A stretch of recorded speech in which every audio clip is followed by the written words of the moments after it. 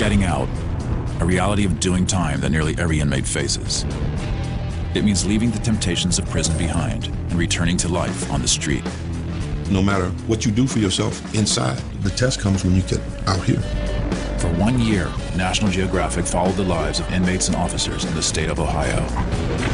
It's a system bent on making inmates better, filled with convicted felons who might already be worse. Got on my face. This is a year of hard time.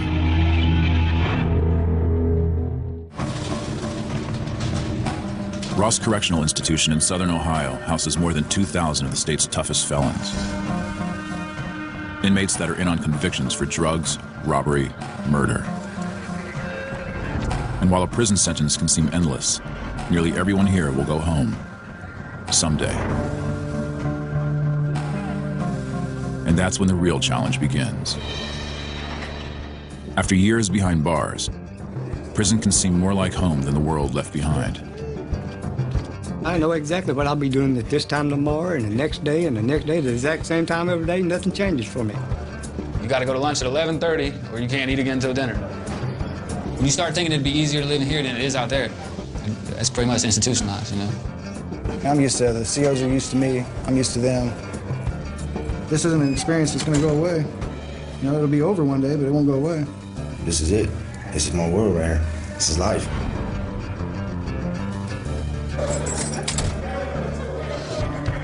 It's a workaday routine that can be hard to break, especially for an inmate like Stacey Ayers. He's gotten word of a review of his sentence, and with it, the possibility of an early release. With 4 years hard time already behind him, it's news that puts the idea of getting out to the test. Honestly, I don't think I'm even ready to get out for real, you know, honestly. I think I should do the rest of my time, really. 2 years. I think 2 years, that'll be enough time, you know what I'm saying, for me to, you know, wrap my mind around a whole lot of things and all that, you know. To keep it real, you know what I'm saying, tell you, like, nah, I don't feel like I really deserve to get out. Like, I haven't earned my freedom, you know. I want it, though, you know. I want it, but I haven't earned it. If I was raised from day one as a Christian, I would believe in Jesus Christ and that he was coming one day and he was going to save everybody. But I was raised as a A-Trade gangster Crip, so that's what I believe in. Stacey Ayers was born into a family of Crips in Columbus, Ohio. And by the time he turns 9, he is one of them. When I became a Crip, I felt more powerful. It made me feel like I was better than everybody else, you know what I'm saying? Like, I felt like I'd be walking down the street and I'd see somebody else and I'd be just looking at him like he's nothing, like, compared to me. In August 2006, Ayers robs 3 people at gunpoint. He's convicted on a 10-count indictment and receives a 6-year sentence. He is now 20 years old, and while many choose to use prison to better themselves, Ayers has thrown himself further into gang life. All right, hand me the clamp. It's directly behind my TV under the tab. It's a black clamp. Hand me that photo album. We had to get the needle adjusted. Now we ready. Sure. You going to the A-Trade first? Getting a tattoo is illegal in prison. Homemade needles can cause dangerous infections, and getting caught can mean a trip to the hole. For inmates like Ayers, the risk is worth it, part of writing his own story as a gangster behind bars. You got different type of Crips. I'm an A-Trade gangster Crip. I'm repping, you feel me? Like, certain things you get, like, it signifies, you know what I'm saying, like who you are. For the rest of them to see that, okay, oh yeah, cuz got that, so they know, like, oh yeah. He's serious about it. He's serious about it. He's serious about it. You go through the pain and get it tatted on you. You know what I'm saying? That's what you want. That's what you is. That's what you're gonna represent. I felt like, okay, if I'm gonna get it, then I'm gonna earn it. You feel me? So, all the work I done put in since I've been in this, you feel me? I earned it. And when speak my name, they know, like, oh yeah, Stacey, that A-Trade nigga. Like, yeah. You gotta realize this is on you for life. They let them know, like, I'm in it for life. It's not even going in. Look at that. I ain't even doing So pretty much, it's a wrap. Because the batteries is dead. For us, coming to prison is like going to college, you know what I'm saying? There's certain things about Crip you ain't gonna learn on the street. You only gonna learn if you get locked up. I was raised from day one, you know what I'm saying, to be the A-Trade Gangsta Crip. Even though I want to get out one day and have a nice career, you know what I'm saying, raise my kids and everything, while I'm in here, I still got to do what I got to do. While Ayers seems to be giving in to the temptations of prison life, he's not alone. In Ohio, roughly a third of all inmates that get out end up coming back. They choose the hustles and scams of convict life and turn their back on rehabilitation. Some guys in here shoot tattoos to make money. You got guys that run tickets. You got guys that run stores. Everybody has to have an angle. It's an easy trap, especially if you're a success, like Chris Miller. Oh, he set you straight up. After my money ran out, I jumped in and started playing poker. Started doing everything, whatever I could do to make money. That worked out right, didn't it? I love the adrenaline rush off a big hand, like $16, $20 hand, sometimes a $50 hand. Whenever you get that hit, it's a good feeling. And he got your ass booked. The adrenaline rush off of it's like a high. I love playing it. I played it on the streets, I've played it in here, and it's a good rush. It drives me to the table almost every day. I guess you could say it's an addiction. Somebody with my record should have been in prison a long time ago. I've had somewhere around 13 underage consumptions, 2 DUIs. I caught 2 DUIs in 6 days. I caught a DUI on a Saturday night. The following Friday, I got my second one. Chris Miller's arrival in prison marks the end of the career of a once rising football star. I was playing defense. The quarterback had ran a sweep around the side. I reached my arm out and grabbed his horse collar, and it jerked my arm. So I fell down like a tree and caught all my weight onto my left arm, and it dislocated. And after that, it just constantly, every game. Sports was pretty much my life whenever I was growing up. I was into baseball and basketball a little bit, but whenever I hit football, it was like a high. Friday night, whenever I went out on the field, it was dark out, all the fans, everybody out there. It was amazing, the feeling that you get, the adrenaline. Whenever I got away from the football field and the school, the partying and stuff, it took over. I dropped out of high school and then everything got real bad.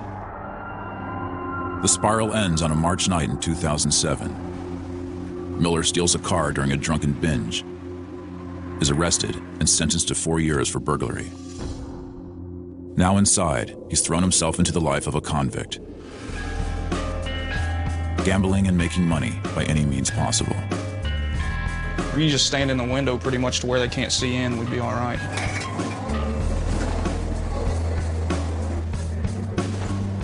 This is contraband. This is high contraband. You could be taken to the hole for this. This would be the penitentiary George Foreman grill. There's an iron in every block. We either sneak them, steal them, whatever we have to do, pay somebody else to get them.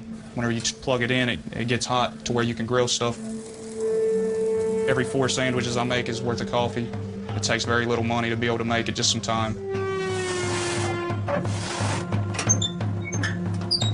It's put a lot of food in my mouth. It's put a lot of money in my box. There's probably $120 worth of these. In here, all you have is the Kool-Aids, the chips, the cookies, the Debbies, and everything else.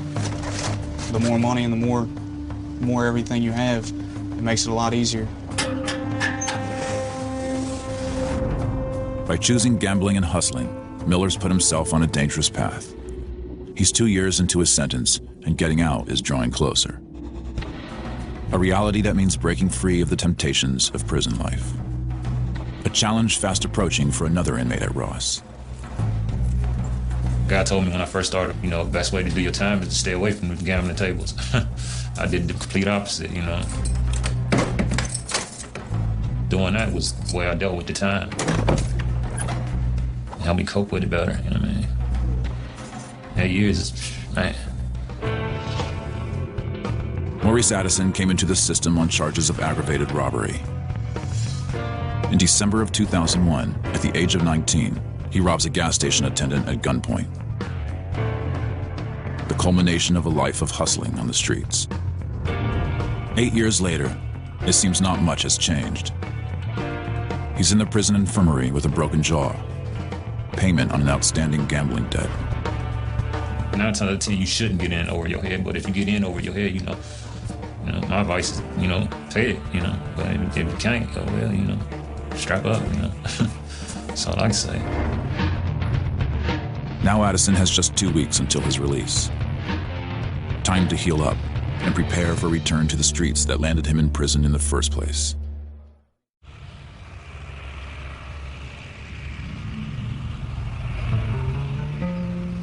At Ross Correctional Institution, a new class is learning the basics of how to be a barber, while others have chosen gambling and gangs as a way to do time. These inmates are taking advantage of a job training program designed to help prepare inmates for return to the streets. It's real important to break that day up, just to get a peace of mind. Up here at the barbershop, you get a peace of mind. You're doing something positive with yourself and your life. Learning the trade, learning the craft. Inmates in the program have a shot at a real-world barber's license. It's all part of a philosophy at the core of Ohio's prison system. Offer opportunities for rehabilitation in the hopes that inmates never return. Every prison in the system has programs that give on-the-job training. Yeah, the router. Thank you. Inmates learn butcher skills at the system's slaughterhouse. The mechanic shop offers training in maintenance and repair. And the dairy teaches farm labor. They are all jobs that prepare prisoners for a return to the free world. A transition that will come someday for nearly every inmate in Ohio. And for roughly a third of those overseen by corrections, the challenge is already underway. And they're not behind bars. They're on the street, in neighborhoods across the state, and under the supervision of parole officers like Joe Schwarm. This is the front line of the correctional system, a job that is a delicate balance. Part peace officer, part social worker. I really try to develop a strong rapport with the person that I supervise. Hey, what's going on? How are you, James? They're under a very strict set of rules while they're in prison. You're told when to get up. You're told when to go to bed. How you been? You're told when to cuff up. You're told when you can come out of your cell. Did I wake you up? Okay, I apologize for that. Going from that environment, it's going to be an adjustment period for them. Man, you keep this like you probably kept your prison cell. The next guy we're going to go see is a guy by the name of David Mahoney. He was released within the last, I'd say, 6 to 8 months. He did a long term of incarceration. I want to say approximately 20 years. He's had a lot of anxiety, just fear of freedom. How you doing? All right. Good. Man, it's a mess, man. That's okay. You got it kind of nice down here. It's kind of secluded to yourself. Bathroom in the back. Yeah. Got almost your own little apartment down there. Yeah, basically, yeah. Okay. David Mahoney is just one of Joe Schwarm's caseload. 85 ex-cons, all trying to re-enter society and come to terms with a world they've been away from for years.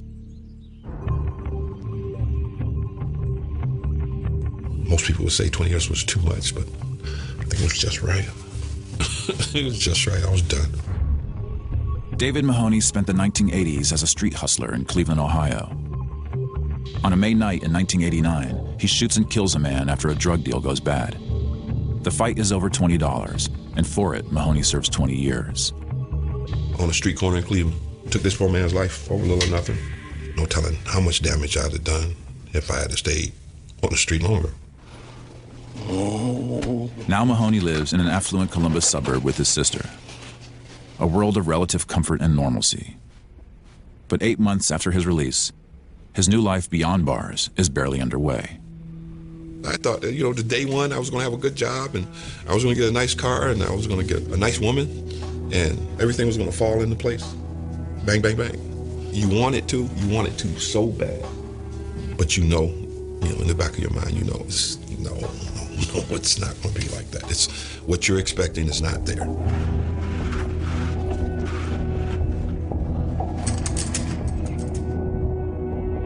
After being watched all the time for 20 years, Where are they? In there, the air is heavy. It is the air and it's not the air. And it weighs on you, and you carry it around. It weighs on everybody in there, even the staff, the prisoners. Anger, anxiety, just meanness. Meanness, it's all around you. On a prison yard, you can't bump into a person, without being very apologetic. Everyone has to respect everyone else's space. There's no touching. In society, everybody touches, and you have to get used to the touching. 20 years without a lot of touching it kind of sets in, and then when someone does, it's a little shocking to the senses. You think everybody that looks at you knows, and you have to shake that off. Everybody's not looking at you. That's just your imagination. I've been gone for 20 years. That's a lifetime. And no matter how much you talk to your family on the phone or on visits, you still really don't know how much things and people have changed. Getting out and facing the real world. Something fast approaching for Maurice Addison. Tomorrow's his release day, and in less than 24 hours, the real challenges begin.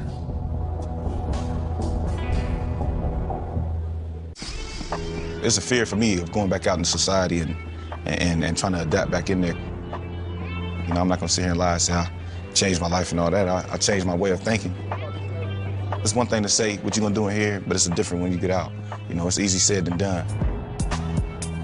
At Ross Correctional Institution, Stacey Ayers has been coming to terms with a new reality. He has an upcoming sentence review that could bring with it an early release. But getting out means leaving prison life for the first time since he was 16 years old, and returning to the world and the family left behind.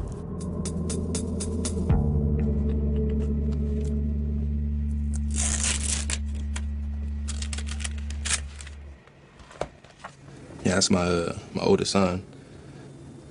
When we took the picture, I put the blue bandana around his head, and it's a Crip rag. You feel me? So basically, I was raising him up to be a Crip too. Now, as I get older, and I realize, like, man, that's wrong. You know what I mean? I don't want him to come down this road. I don't want him to be a Crip. I don't want him to go to prison. I don't want none of that.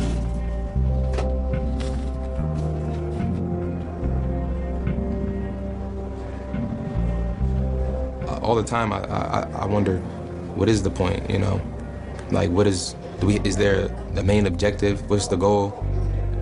I had an older homie once tell me, like, you have to make your own objective, your own goal. Like, what does Crip mean to you, But it's like I was raised this way, so it's kind of hard. It's like someone took a nail and just pounded it in me, and I can't get it out. I've honestly come to the conclusion that it's not worth it, that it is pointless. It's childish. And there's no purpose, what I'm saying? There's really no purpose at all. Because I honestly want a life outside of these walls and outside of the hood,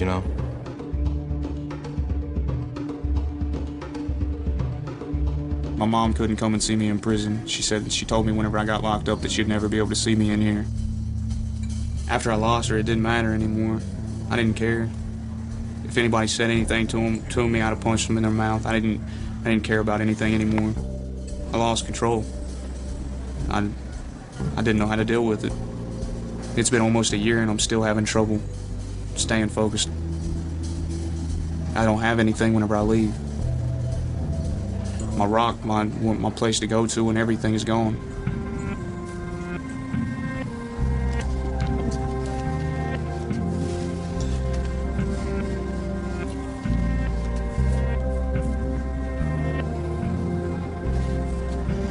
My aunt sent that to me. That was the first time I seen my mom, and it was after she died in 2 years.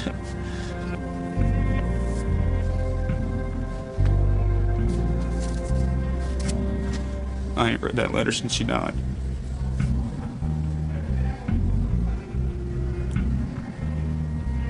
I'm kind of lost now. It definitely changes the way that I look at getting out. Getting out to a changed world, something every inmate faces. A new world that lies outside the gate and the reminders of things left behind. An hour north of Ross, Maurice Addison's father, Howard, is preparing for the return of his son. This is actually his sister's room, and she's being nice enough to give it up for him. You know? He needs everything from socks to underwear, deodorant, that wallet here.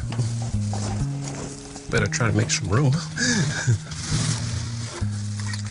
He's been in 8 years, and he lost everything. So now, we're gonna have to slowly buy everything all over again. But we'll get through it. When you have a loved one locked up, you're actually doing time with them. There's probably just as much or more stress on us than on him. Go ahead and sit down, babe. We'll say blessing and stuff. And Dear Lord, please, thank you for this food and that we will like it. In Jesus' name we pray, amen. Amen. Yeah, that's pretty good. We worry about them more because we know what kind of system the prison is. Every single day, week, you can't have but for having bad thoughts go through your mind and stuff just because you heard so much about the place. Seems like I'm finally waking up from this long, long dream.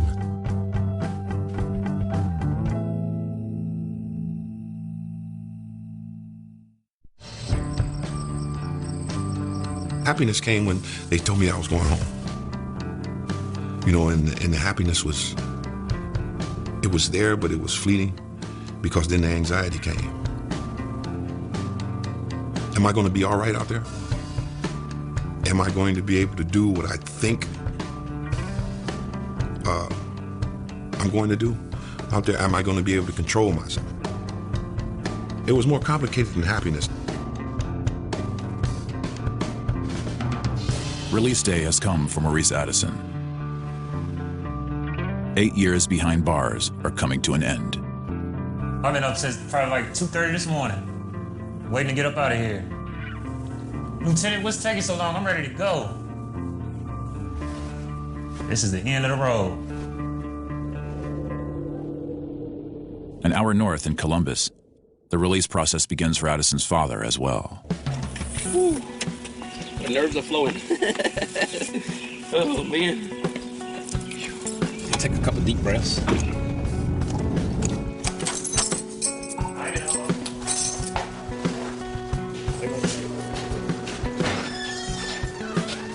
What's happening, man? It's over with. Yeah, I'm going home, baby. I usually get nervous, but man, I am nervous today, you know?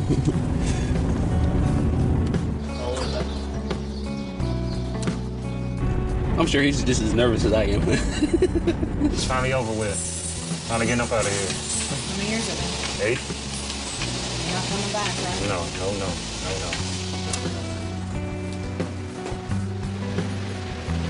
All the way in the back. The idea of him actually coming home today, I think it's finally sinking in. Your account shows that your personal balance is $18.41. Okay. You get $75 from the release fund. Okay, it's $93.41, 20, 40, 60, 80. Just, you know, praying that he don't fall back into those same shoes.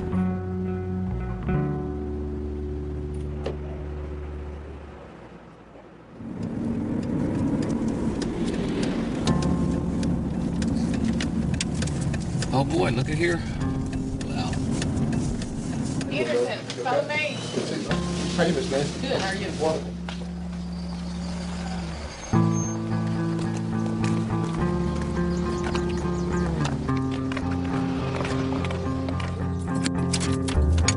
We're here. Wow. Okay, one at a time. Addison, 457360.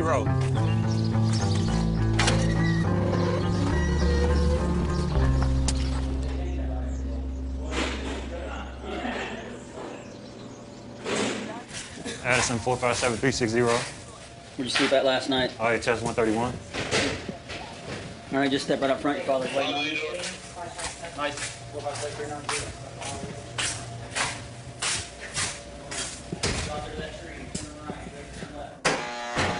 Hey.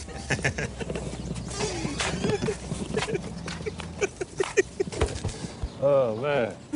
Finally over with. Finally over with. Man. It's finally over with. 8 years, man. Yeah, it's over with. It's over with. Oh man. Oh man. Let's get in this car and go. Whatever you do.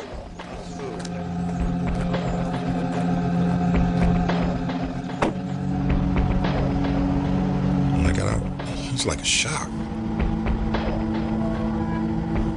The first couple of days were the hardest. You go through all the emotions at one time. The first few days out, you have all these attacks on your senses. The smells of the city, the smells of urban life. It takes a little bit of getting used to. How you doing? Fine, how are you? All right. How's it feel? Feel good.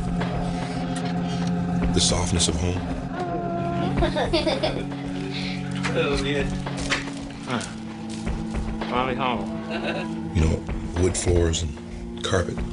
Well, you don't have that with years and years walking on concrete. Turning off a light. It's the little things are kind of different, are kind of scary. Yeah, that takes some getting used to. I know you're gonna need a lot of stuff, so I mean, just gonna have to go through stuff right quick so we know exactly what we got and what we need to immediately get.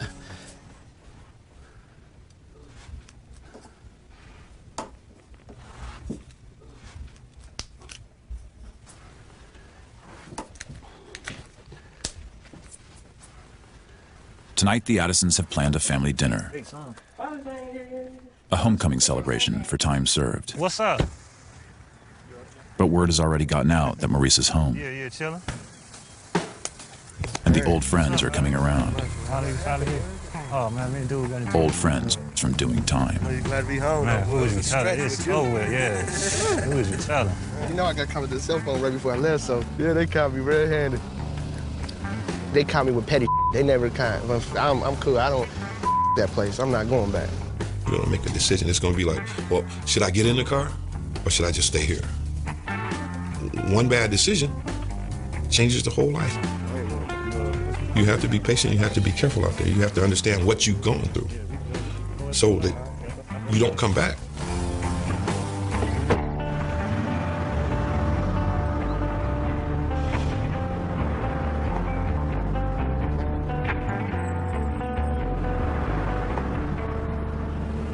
Oh man.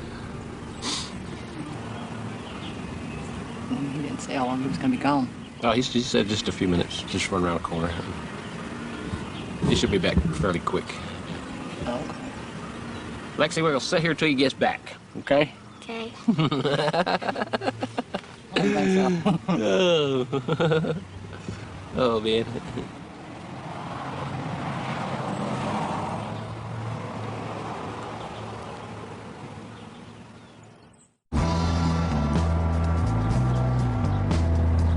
For the ex-cons under state supervision in Ohio, returning to society offers a chance to put your life back together. But the system has its limits, and crossing the line can land you back behind bars in a hurry. We're going to Sawmill Road. Do we have vehicle information? Okay. Each week, parole officer Joe Schwarm teams up with local police and the U.S. Marshals He's only got the one vehicle, though. to bring in not only fugitives, but former inmates who have stopped reporting to the parole officers or have committed new crimes. Front blinds are cut out kind of like convict style where you can see straight to the house. This is where Schwarm the parole officer becomes Schwarm the police officer. Cars here, and there's somebody in that vehicle, if we can block them in. If rehabilitation is the carrot in Ohio, this is the stick. U.S. Marshals with a warrant. Open the door. We're going to break it down. Police with warrant. Open the door. 1, 2, 3, get up. Turn on my car. Take my phone. You can walk what you can do. The team relies on speed and numbers to bring the fugitives in. Hey, U.S. Marshal Service, open your door. Come here. Put your hands behind You your got a warrant. You can never be sure of what these guys are capable of. A lot of warrants that we go after are violent crimes against people, felonious assaults, robberies, burglaries, kidnapping, rape, even homicides. So when you approach the residents, we always want to make sure that we have enough bodies. There's kind of some safety in numbers.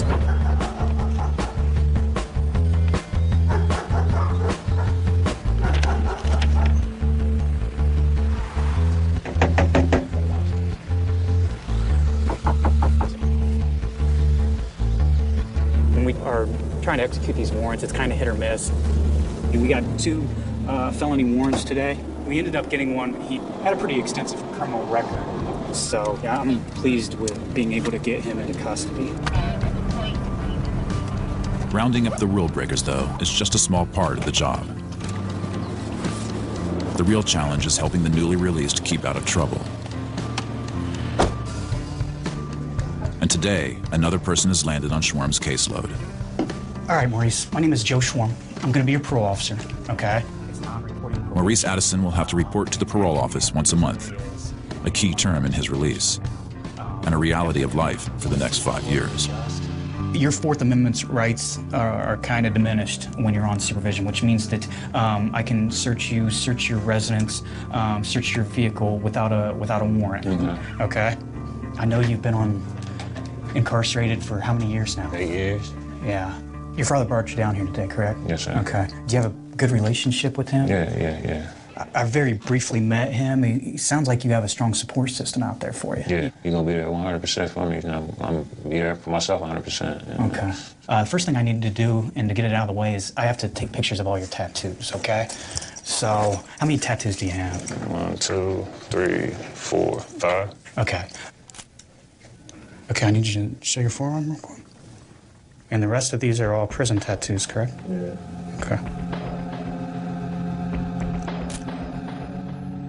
You know, people, they get out and they want to forget all about this. You can never forget this. Don't forget this. Keep it there so that you don't come back.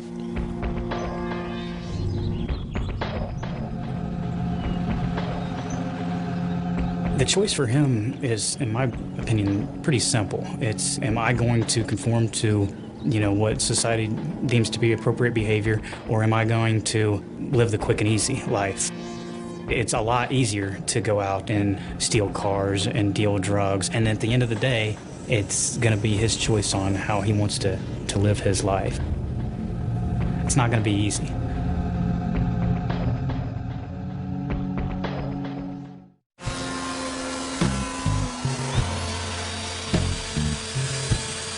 It's another day of work at the woodshop in Ross.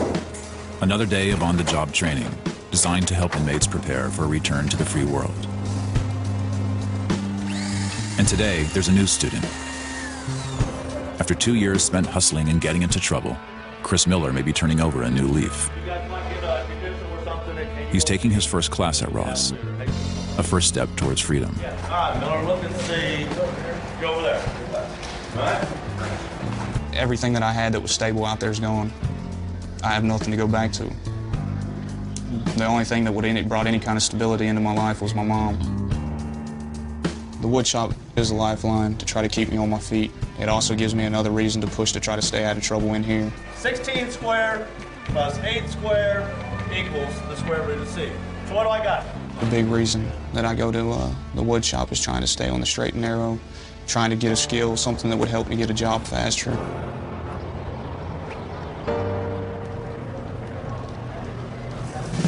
My mom raised 2 kids on her own, put us through school, and put herself through school to be able to give us what we needed. And she's passed away, so I've lost everything that I had. My clothes, everything. Anything that I had that was out there held is gone. Whenever I walk out the gate, I got an orange jumpsuit and 75 bucks.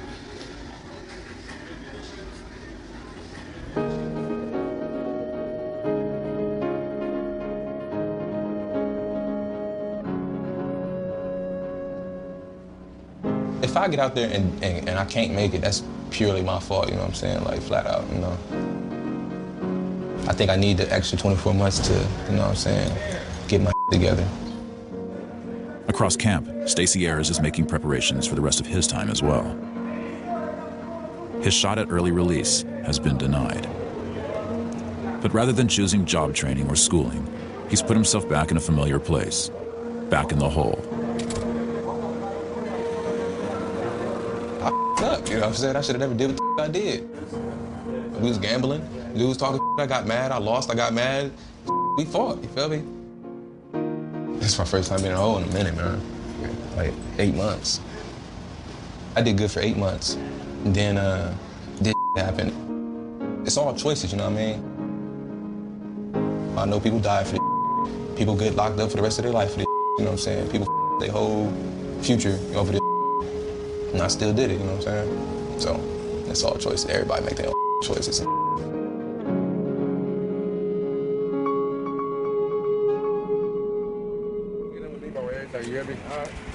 What's up, baby? What's up, boy? What's poppin', blood? Hey, that Bizzle, she pop shit, bro. An hour north in Columbus, Maurice Addison is beginning his second night of freedom. And the old friends have come calling again. This time they're headed out to the old neighborhood, to a bar dominated by the Bloods. Blood gang, baby, you hear me? Yeah, all day. Fucking do it, you know, do what y'all do. You already know. Back to the places and friends that landed Addison in prison in the first place. No matter what you do for yourself inside, you're only testing it in a closed environment. The test comes when you get out here, where you can test it in society. If you haven't changed yourself, you're gonna fall in with that same crowd and do the same things that got you in before. There's no such thing as free. Not in this society. There's no such thing as free. You're confined by something. Your emotions, love, hate. There's always something to confine you. So, the only place you're free is in here. In prison, I knew who and what I had to be. I knew what I had to do. It got easy. It got safe. Sometimes I ask myself, maybe I was better there. Sometimes I do myself. You know what to expect. Here you don't. It hurts to say that.